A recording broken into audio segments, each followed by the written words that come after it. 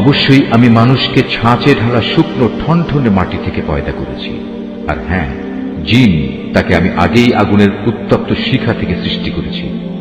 স্মরণ করো, যখন আমি ফেরেশতাদের বলেছিলাম আমি অচিরেই ছাঁচে ঢালা ঠনঠনে শুকনো মাটি থেকে মানুষ পয়দা করতে যাচ্ছি, অতঃপর যখন আমি তাকে পুরোপুরি সুঠাম করে নেব এবং আমার রূহ থেকে কিছু তাতে ফুঁকে দেব, তখন তোমরা সবাই তার সামনে সেজদা অবনত হয়ে যাবে।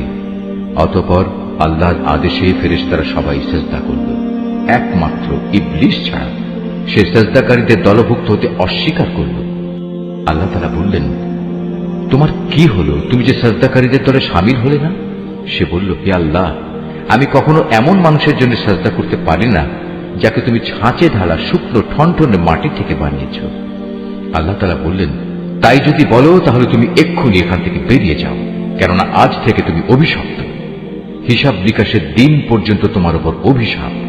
সে বলল, হে মালিক, তাহলে তুমিও আমাকে সেদিন পর্যন্ত অবকাশ দাও যেদিন সবাইকে পুনরায় জীবিত করা হবে। আল্লাহ তাআলা বললেন, হ্যাঁ, যাও।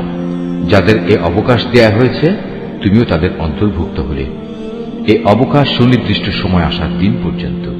সে বলল, হে আমার মালিক, তুমি যেভাবে আজ আমাকে পথভ্রষ্ট করে দিলে, আমিও তোমার শপথ করে বলছি, আমি মানুষদের জন্য পৃথিবীতে তাদের গুনাহের কাজসমূহ শোভন করে তুলব এবং তাদের সবাইকে আমি পথভ্রষ্ট করে ছাড়ব। তবে তাদের মধ্যে যারা তোমার খাঁটি বান্দা, তাদের কথা আলাদা। আল্লাহ তাআলা বললেন, পরীক্ষা নিরীক্ষার মাধ্যমে এটাই আমার কাছ পর্যন্ত পৌঁছানোর সহজ সরল পথ। হ্যাঁ, এ গোমরা মানুষদের মধ্যে যারা তোমার অনুসরণ করবে, তারা ছাড়া আমার যারা খাঁটি বান্দা, তাদের উপর তোমার কোনো আধিপত্য চলবে না। আর অবশ্যই জাহান্নাম হচ্ছে তাদের সবার প্রতিশ্রুত আশ্রয়।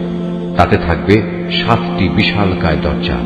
আবার এগুলোর প্রতিটি দরজা দিয়ে প্রবেশ করার জন্য থাকবে শয়তানের অনুসারীদের একটা নির্দিষ্ট অংশ।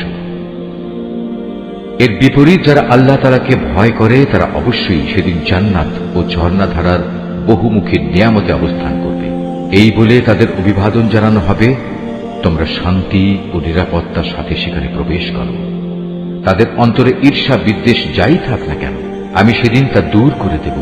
তারা একে অপরের ভাই হয়ে পরস্পরের মুখোমুখি সেখানে অবস্থান করবে। সেখানে তাদের কোন রকম অবসাদ পর্যন্ত স্পর্শ করবে না, আর তারা সেখান থেকে কোনো দিন বহিষ্কৃতও হবে না। হে নবী, তুমি আমার বান্দাদের কথা বলে দাও, আমি যেমন ক্ষমাশীল ও পরম দয়ালু, তেমনি আমার আযাবও হচ্ছে অত্যন্ত কঠোর।